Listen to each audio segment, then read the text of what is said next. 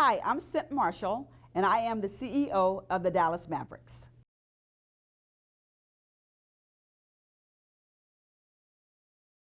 My name is Cynt Marshall, C-Y-N-T M-A-R-S-H-A-L-L. Yes. And your title?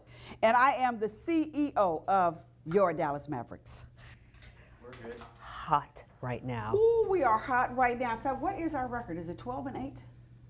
I thought it was 13 and. Because game 20 was the other night or game 21. I can't remember if I saw 12-8 before the game or after the game. 13-8. Yeah, so that was before the game. 13-8. Is that beautiful? That's hot. We're hot. We're hot right now. I love it. So as we start, Cynt, it's great to see you. It's so great to see you. How is Kenny doing? Kenny's doing much better. He's actually having an infusion right now, and I'm not there, so that means he's okay. He's doing okay. It's been almost a year and a half now since he was diagnosed with multiple myeloma, and doing so very well. He had a bone marrow stem cell transplant in March, and I love my friends at UT Southwestern. Oh my gosh, I love them. He's doing very well, and so we're just going to keep praying for him. He's on some chemo meds, but doing well. How did you draw from your own experience to help him? Well, when he was diagnosed, I remember when the doctor told him, he kind of had that out-of-body experience the way I had, and I looked at him and I said, hey dude, you've been chosen. And he laughed and I laughed and he said, well dang, I guess so. He didn't say dang, he said something else, right? And so we're laughing, and the oncologist is looking at him like, what is going on with these people? And so then I told her my story, and then the name of the book, and how we are all chosen for the things that we go through. And I said, hey, we got this. And he said, yep, been there, done that. Let's go. And so we've been battling and doing what we needed to do, and once again, we're beating cancer. That's what we do in our house. So let me ask you, was that part of your sudden decision to retire? No, it was not. It actually was not. For a long time, and I'm going to tell you my age. So for a long time, I always said, when I turned 65, I just wanted to shift into another gear while I'm still strong and active and a lot of energy. And from 65 to 75, I wanted to go into a phase where I'm saving kids. That's my passion. And so I turned 65 in a couple of weeks. And I had already told Mark Cuban last year that this season, not this particular season, the one that just ended, was my last season. And he's like, okay. And then he ended up selling the team. And so I told my new boss in January, I said, I guess, did Mark tell you that this is my last season? And he said, no, we wouldn't have bought the team. I said, no, you would have bought the team. You would have bought the team. I mean, that was flattering. And so I ended up staying with him, up until now. So Mark sold the team last December. And so it'll be a year with our new owners. And so I feel like we're making a smooth transition. They did not want me to go. They did not want to hear it. So obviously I didn't end at the end of the season, but the end of the year. So we wanted to do it just right. So no, it was my plan to leave. Well, that is what a lot of people have been asking. Did the new ownership play a factor in your decision to retire?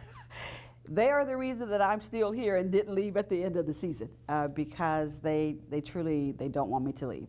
So I will be a consultant for a year. And they wanted me to be a consultant for at least 3 years. And I said, let's just play it year by year because I do want to be open to whatever the next call is that God has on my life. What did your family think about the decision? Obviously, you're goal-oriented, so I'm sure you had already let them know about it, but what did they think about it? I didn't let them know. Okay, so Kenny knew. So I called the kids. I called Ken Anthony, the night before and told him, he said, okay, I said, we got to keep it quiet because I'm going to tell the employees in the morning because I wanted them to be the first to hear it. I didn't want them to hear it from the media. I want them to hear it directly from me. And I'll tell you about that in a second. It was quite emotional when I told them. So then I called Shirley on the way to work, and it was so cute. You know how these kids get to a point, she's 29 years old. They get to a point where they're giving you your words back. And so I told her I was going to be leaving the Mavs at the end of the year, blah, blah, blah. And so she says, are you sure about this? She says, okay, have you been deliberate about this? It was like I was talking to me. I said, yes. She goes, okay, so let's just talk through the process. Okay, so why are you doing this? And so I told her, why I'm doing it and what's going on. I said, I committed to 3 years. It's been almost 7. That's God's perfect number. I mean, so I go through this whole thought process that I've been going through and praying. She goes, okay, so let's think. Are we still going to go to some games? I mean, we love the Mavs, so we talked about that. And then she asked me a few more questions, and then she finally said, did you pray about it? Which is how I always end up with them. And I said, yes, I prayed about it. She said, really prayed about it? For how long? I said, about 2 years. She said, okay, well, let's go Mavs. We're going to, finish out the season. Let's do it. She said, good decision, Mom. We're right here for you. And then I called Ricky and Alicia, and so here we go. They know. Are they ready for this? They are ready. They still want to go to games, and we'll still be at the games. We are huge Mavs fans now, huge. I mean, it's in my bones. When you took on this role, the Dallas Mavericks were dealing with a very toxic culture. What was your biggest win in turning it around? The biggest win? I think getting the employees to be happy walking in the door and happy walking out the door, and to hear them talk about being in a great place to work, which I still describe us as a very good place to work. I still think we have work to do to be great, but some of them think it's great, and that's awesome. They like being with the Mavs. That's a big win for me. Our workplace promise is every voice matters and everybody belongs. When we laid out our set of values, and they spell crafts: character, respect, authenticity, fairness, teamwork, and safety, both physical and emotional safety, I said these values will not just hang on the walls, but they will operate in the halls. Everything we do will be based on a set of values. We won't get it right every day, but at least that's our goal, to live out these values. So values-based employment was my goal, and we have it. And so that's a big win for all of us. And let me just say, I didn't do this. I didn't set up this culture by myself. I have a phenomenal team of people. There are 225 of us in the building on the business side working towards these goals every single day. Did you ever get pushback from any of them? Yes. I got pushback from someone who told me there was nothing wrong with the culture. He told his team, don't participate in the one-on-ones that I was having, so not to say anything. And it kind of came out. One of them told me, and I called him in, and he just said he didn't think there was anything wrong with the culture. It's basketball, it's sports, it's that, he told his team that I was a PR stunt for Mark Cuban and that I wouldn't last 90 days. And what I love about him, and I still talk to this guy, I mean, when I see him, we talk and have a good time, he really felt that that was the culture, that it was okay what was going on. And we had a long talk, and I tried to get him to see where it was not okay. So there was pushback, but we worked through that. And I think even now, I mean, he's not at the Mavs anymore, but I think even now he sees that it's different, that workplaces should be a place where really every voice does matter, and everybody belongs, and men and women and everybody can function together and excel together and achieve and all that, and people shouldn't have to be subjected to misconduct. And I think he knows that now. I wish he had, known it then. But I love the fact that he was open, and we had a great conversation, and he told me what he felt, which is something that we were really striving for as well, was a speak-up culture, and he spoke up. You said the Dallas Mavericks still have some work to do. Give me an example. Oh, and it's just in terms of just making sure we continue to hire the right people, making sure we have the right metrics in place to excel in our business and make money. It's business kind of stuff. Making sure that, as we launch Mavs TV, that we get that right.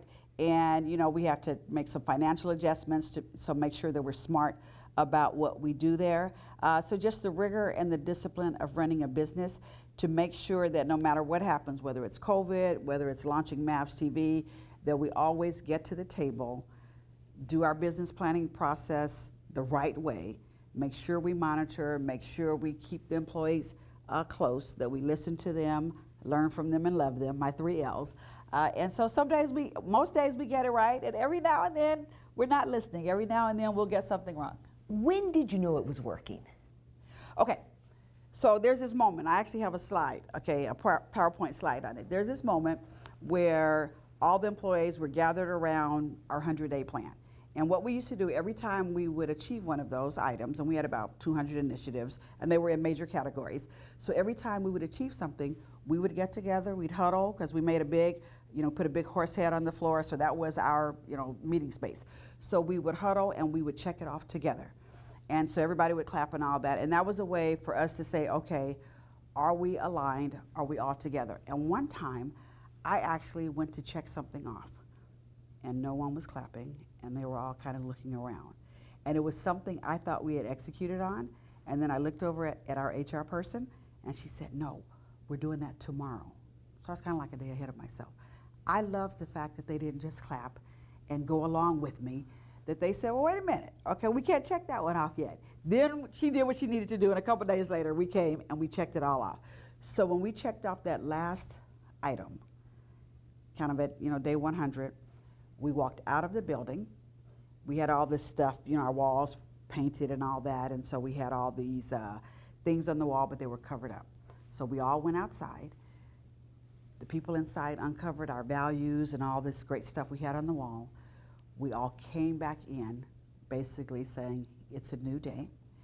Our team, I love our events team. They had it where we had all this great paint, so people literally put their hands in paint, and everybody put their fingerprint up on the wall, their handprint on the wall, basically saying, we're all in.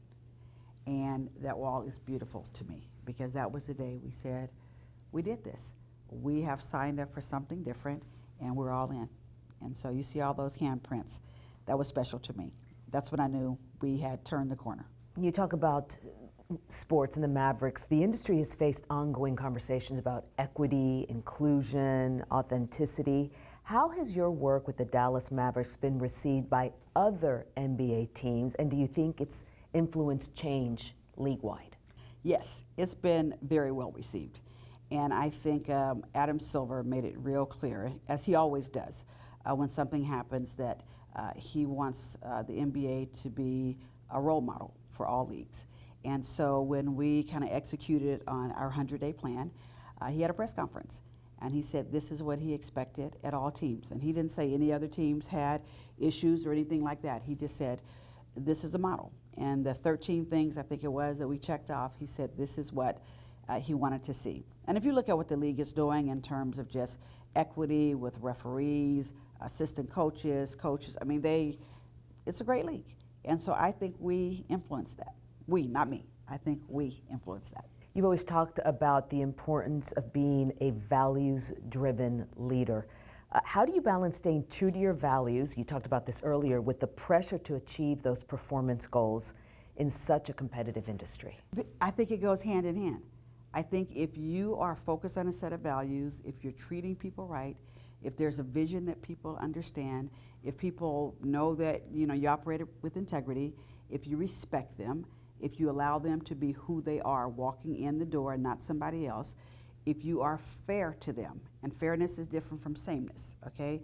If you are fair to them, you meet them where they are, give them what they need and what they've earned and what they deserve, and you have teamwork, and then of course physical and emotional safety, all that will get you motivated employees and employees who work hard, and that's where the results come from. The results don't make themselves. People get results. So that puts you in a place where people engage with fans better.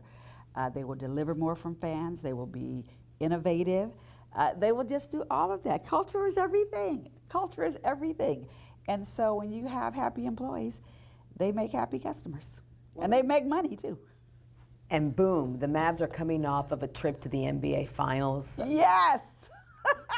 We are the Western Conference champions. Oh my goodness, I love to say that. Where are we headed right now? I mean, they are hot. Oh, they are hot. We are 13-8. Okay, so we are on a winning streak. I love our team, just what they represent. They are resilient. They trust each other. Whoever needs to step up because somebody is out, they step up. You don't know exactly where the points are coming from. They come from everywhere. And so I love our team. I mean, you're talking about teamwork, trust, and that's one thing that our coach, Jason Kidd, talks a lot about is chemistry and trust. And you can see it on the court. And look what's happening. It's amazing. I love these guys. I love them. Name a couple of players you think really do a good job with setting a good example for the team? I think they all do a good job. All 15 of them, I think they do a great job. I don't have favorites. I just love all of them. It's teamwork. I mean, so one day, Luka was out, okay? Now, he just came back, and did he come back? Okay, did he come back? He was out. Kyrie, PJ Washington, Gaffer, Lively, all of them, Grimes, they just all stepped up and did what they needed to do. And see, I already left somebody out. I left out Clay, okay? I left out Dwight Powell. I left out Max. See, that's why you can't call names. I love all of these guys. They do what they need to do. It's beautiful. Hardy, okay, who else did I leave out? Because now I got to rattle off all 15 of them. If I didn't call their name, they just know I love these guys. I love them so much. You know, speaking of Luka. Yes. Have you met the baby? I have not met the baby. She's about to be one. No, she is one. I just saw that. Well, he posted it, and he didn't show her face, which I love. Little Gabriella, she's absolutely adorable. I can't wait to meet her. I just want to get my hands on them. I love these babies. I do. I just love. Maybe that's what I'll do in my next phase. And that's what you talked about. I'll just take care of the babies. We're going to talk about that in a minute. For you, what has been personally the most rewarding part of your journey with the Dallas Mavericks? Oh, it's been great just watching the people thrive. And I love the games. I love the fan engagement. I just love all aspects of my job. I love running a business. People see a lot of the community stuff and what we're out there doing, but we run a business. We run a multi-billion-dollar business. So to be able to see all these people, including the women, I love seeing the women. I love the men too, but seeing the women in top leadership, permanent positions, because I didn't see that when I walked in. So to really see a place where everybody truly belongs, that is the most rewarding part of my job. That at the Dallas Mavericks, you can truly have a career no matter what you look like, where you come from, who you love. It's just beautiful. I love this team. Do you think that the new ownership will continue those values? Yes, absolutely. I think they're all about those values. They're all about community, all about people wanting us to thrive, definitely about the fan experience and taking that to a new level. That's what I really, really love about the time we're in right now at the Mavs. The investment that our owners are putting into the arena and into the fan experience actually is fabulous. Even just the upgrading the food and all that. They're in the hospitality and entertainment business. This is what they do. So Dallas is going to already benefiting from that. You said they've asked you to stay. Yes, so I'm going to be a consultant for a year. So y'all will still see me. Let me ask you, what do you say to all of the employees there who consider you the glue? What I tell them is that nothing will roll back unless they let it roll back. That we're all in this together. We did this together. We are living out a set of values every day, and we have new ownership that embraces those values because that's a part of who they are as well. And so it's just going to get better. We have a great business plan, and we have a vision, a business plan that we all built together. And so what I want is for everybody to still rally around that plan. I'll have somebody coming in behind me who will take it to a whole new level because they will have the team in place to do it.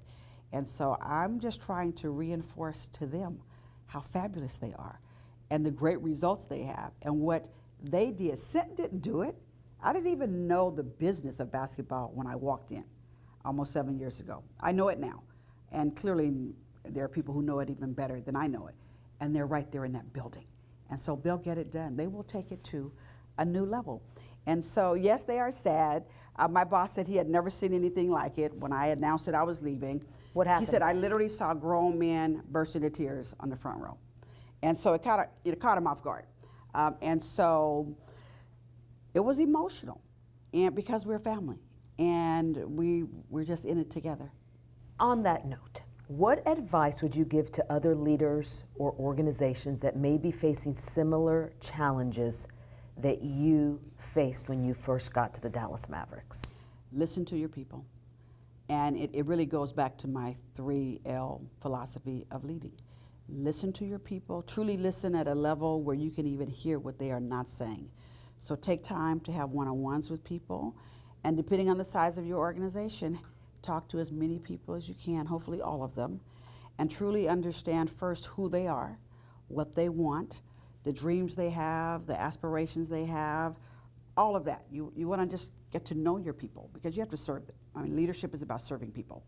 So listen to them so you can serve them, learn from them so you can serve them and give them what they need, and then love them as people. Because if you love them as people, they will give you the best. And so that's my advice. Listen to the people, learn from the people, and truly love the people. It will pay great dividends. How do they know you're truly listening? Well, first of all, you don't cut them off, okay? They know you're listening when they see you put something in place based on something that they told you. Because you can listen and then not do anything. Action speaks louder than words. Even like when we do our culture surveys and our employee engagement surveys, we get with our leadership team, we get with our culture committee, our Mavs Inclusion Council, and we dig into all of that and say, okay, where are we coming up short? And sometimes it's not even where we're coming up short. Things evolve. And so where are we headed? What are our people telling us? What are the big ones that we need to focus on? Professional development was one.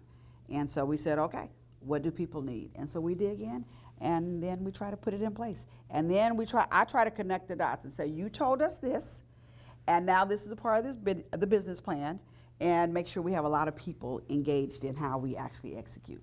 So that's how they know you're listening. You act on what you hear.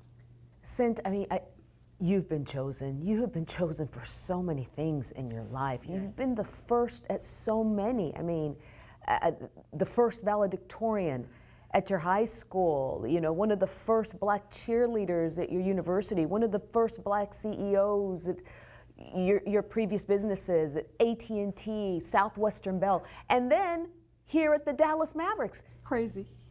Are you done with being the first, or are there more firsts to come? Okay, I hope I am done with being the first. Even when I found out that I was the first black female CEO of an NBA team, I actually didn't believe it. I got the job in 2018. I was doing an interview in 2019. The reporter said that, and I actually didn't believe it, okay? Because like now it's 2024, we're heading into 2025. I hope I'm not the first, okay? Because we have made a lot of progress in this country. And so I hope I'm not first, but who knows? I try not to focus on that. When I do hear I'm first, I just think, okay, well, I can't be the last. And that's how it is in the NBA. I was the first. Now there are two more. They look just like me, okay? So I just don't want to be the last, and I try to work very hard in terms of kind of creating a pipeline, but also to do a great job. So people won't even think twice about having somebody who looks like me in a job. It actually should not even, in my mind, I want to get to the day where it's not even a subject of conversation. We're just all in here doing what we need to do, everybody. We're just doing what we need to do. So I hope I'm not first again, but if I am, then I won't be last. What is next for you? Next for me, I call it the 3 Bs: books, boards, and better, okay? So, of course, I wrote a book, You've Been Chosen. I never officially went on a book tour, and the book is 2 years old, and people still want me to do a book tour. So at some point in January, I will sit down and actually plan a book tour, because right now the book is still a bestseller, so I'm glad. Because it's just about how God and great people always show up in my life, and we've all been chosen for different things, right? And so my whole cancer story is in there and all that. So I'll go out and I'll talk about that some more. So I hope to go on a book tour, and then I will write at least 2 more books. I will write one on leadership and give all my 2 cents advice on leadership, and then one on motherhood. And I want to talk about that math book and a Bible that my mother put in my hands, and talk about my mom and just motherhood in general, and my path to motherhood with adoption and, you know, the miscarriages, the death of special care and all that. And I just want to talk about motherhood because I just think it is a special thing. I mean, fatherhood is too, but I don't know. I'm not a father. I'm a mother. So I want to talk about motherhood. So I'll write 2 more books. So that's the book piece. Then I will dig into my corporate boards. I'm actually on 4 corporate boards, 2 public, 2 private. And I just don't have time, obviously, to attend all the meetings, to lead any committees, but I love my corporate board stuff. I mean, I worked at AT&T for 36 years. I am truly a corporate person. I love just that whole environment, and to be able to make a difference for others, to touch a lot of people sitting at that board table. So I'll dig into that more. And then the better piece is what I'm excited about. I want to make the world better for kids. And so when I wake up in January, for the next 10, 20, 30 years, I want to know that every morning when I wake up, some kid's life is significantly better because of something I did the day before. They won't know I did it. They don't need to know I did it. The Lord will know that I did it. I just pray that He gives me the strength and the grace and the resources to join forces with people to make a difference and save our children. So whether it's adoption and foster care, whether it's education, I get all these offers to lead colleges, just it'll be something. And I don't know what it is yet because I'm not even focused on it. Literally, you talk to the people at the Mavs, they will tell you I am running so hard at work right now. And I told my boss I will run hard until December 31st. And then I'm going to wake up January 1st, pray about it, and just see, okay, Lord, I'm getting all these offers right now. And just say, okay, Lord, what's the better part? Where do you want me to spend my time running hard for children? And so I've told all these people who I know already, who have resources, get ready, because I'm coming. I'm coming to get your money, okay? We are saving the babies, and it is going to take money to save the babies. It's going to take time, talent, and treasure. And so I'm coming to get all of it. And you'll be telling stories about it. So I'll be back, and we'll be talking about all of it. We'll be talking about more Wednesdays, kids. Yes, it'll be fabulous. I am so excited about that part of my life because you know my story. Yes. And I know how I was poured into as a kid, and I know the results of pouring into children and investing in them. So many of these children are born into circumstances, bad circumstances. Which you also know the other part of that. I know the other part of that too. And so you just need, and you know what I always say, big people take care of little people. The adults take care of the kids. That's how this life is supposed to work. And so I want to go on a major, major mission to rally the big people to take care of the little people. And I'm so excited about it. I don't know what it is. You hope to work with the legislature? Because that's what it's really going to take, Oh, our it's policy. lawmakers. Oh, public policy is huge.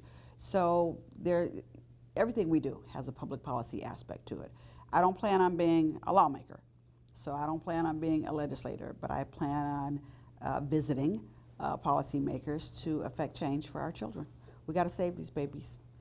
They're our future, and they are our present, and they're precious. And so there's so many people devoted to that right now. You're one of them. And so I want to join forces. Yeah, but I want to do it kind of full time. Yes. What is your message right now to children who are suffering, who feel forgotten and unwanted? I want to tell them we see you. We see you. We are here for you. We love you. That others have been embraced and saved, and you will be too. Pray. It's coming. Help is on the way. We're part of that help. Do you plan on staying in Dallas? Is that? Yes. Dallas is home now. My mom is in California, and so I still have, brothers and sisters and family in California. And so, I'll go visit when I need to or just when I want to. And I'm staying in Dallas. Dallas is home. I have read your book twice. Oh, I thank have, you. Oh, honey. Thank you. You have been chosen. Yes, I have been. And I've read so many articles about you. You put your heart right here. Yes. You give your heart. What is something that you have not shared at all that people may not know about you? Oh my goodness. Well, I think some people do know about this. They know how I spend my birthday. Do you know how I spend my birthday? Maybe they don't. Okay. Okay, so, and it started when I turned 50. So that was almost 15 years ago. I have something called Project Heaven Cynt. And then I just add whatever number my age is. So this year is hashtag PHC 65, Project Heaven Cynt 65. And so what I do, I tell people don't give me gifts. I want to bless this year 65 people, and preferably 65 families. So it's more than 65 people. And so I dispatch my angels, and I literally just sent my message out last night. And usually I start on November 15th, but I've been kind of busy, so we just started last night. And so I basically told them I'm giving them an extra week this year. But usually I try to go between November 15th and December 15th. I dispatch about 10 or 15 angels across the country and give them money, a lot of money. How much? A lot, okay? Because it has to be at least like my age, so at least 165,000, but more, right? So we spend a lot of money, and I tell them, you go and find some families that need to be blessed. Holidays are tough for people. My mother would work 3 and 4 jobs, just doing stuff, trying to take care of her 6 kids for the holidays, right? And so a lot is going on right now. So during COVID, we had Project Heaven Sent the Rent, okay? We went around to try to find people who were getting evicted and all that. But usually there's not a theme to it. It's just go and find people who need help. So I've got folks who have sent videos back where they have blessed people with cars. It's just like go and just find somebody to be a blessing to. Because what I want to do is wake up on my birthday, because the Lord's been good to me. He has truly, truly blessed me and my family. So I want to wake up on my birthday knowing that 65 families are having a better holiday season and a better life because of Project Heaven Sent and the angels who I dispatch. And because I'm kind of like a couple weeks behind, the angels have been calling. They're like, are we doing Project Heaven Sent this year? Because I already have some families lined up. I'm like, y'all give me a minute, okay? I'm kind of busy. Do the people know where the money comes from? No, they're not supposed to. Now, one time, this woman came up to me and she was just crying, and she had her kids with her. I was at a Minnie's Pantry food event with the Mavs, and we were doing our thing. And she said, thank you so much for the car. And she was telling me this, and I was just standing there. Because she is not supposed to know that it's me. And I just looked at her. So I wouldn't acknowledge it. And she said, well, Cheryl said you didn't want her to tell anybody. Why am I not surprised when Cheryl was behind this? I just looked, I wouldn't acknowledge the woman, okay? But the video actually made us cry, the whole thing. So no, they are not supposed to know it's me. They just call it Project Heaven Sent. So they don't know the scent really is like CYNT. And so I love getting these videos back. And they don't have to send videos, because the people I'm getting, the angels, I trust them. I know that they are going to go and be a blessing to people, but they look forward to it. So I get a lot of joy just when I get these videos back, or they tell me the stories, because they're able to go and be a blessing to people. And we just try to find the people. I told the Mavs last week, I said, okay, I'm gonna tell you guys about a little project, because they didn't know about it, because I don't talk about it. And I said, okay, so if you have some families, let me know about it. And that's because I'm down to the wire now, right? So I need a little extra help this year. But it just came to me when I turned 50, and we were having this big 50th bash. I said, no, we're gonna find some families to bless. I don't want anybody to bring me anything. The Lord has been so good to my family. And so there's a scripture in the Bible that said, blessed is a cheerful giver. And that's what I tell my husband. I tell my kids that. I'm a cheerful giver. And he goes, I don't know if I am. I said, oh, you just hold on, buddy. You're going to be blessed. Okay? Well, he wants to make sure y'all retire. Oh, I told him, please, we are going to retire, because you can't be God-giving. Okay? The more you give, the more it comes back to you. So he tells people all the time that he is going to die a poor man. He said, because my wife is going to give it all away. I said, I'm not going to give it all away. I'm going to keep a nice black suit for him, okay? And I'm gonna have the boy looking good, okay? With no money in his pocket, because it all belongs to God. Well, as we wrap up, your Christmas wish. Oh, my wish this year really is around health. Health for my husband, wisdom for the doctors to, do what they need to do, and just peace. We live in a divided country right now. And so my prayer is that we just all come together as humans. I mean, we're on one team. We're an American team. Let's just come together and just do what we need to do to love each other, to save these kids, and to just appreciate this great, great place that we live in, and just be a little more positive about the blessings that we do have and then have a spirit to serve. My prayer is that we who have the resources will have a spirit to serve. And let's just go and do it. God is good. Thank you for your words of wisdom. Cynt Yes! Marshall. I love you. Love you back. I'd like to thank all of our fans. Thank you for your support and your loyalty of the Dallas Mavericks. To all of our employees, I love you so much. Thank you for giving it your all every single day. And to all of our players, coaches, the staff, thank you for making the Dallas Mavericks the best NBA team on the planet. Season's greetings, happy holidays, Merry Christmas.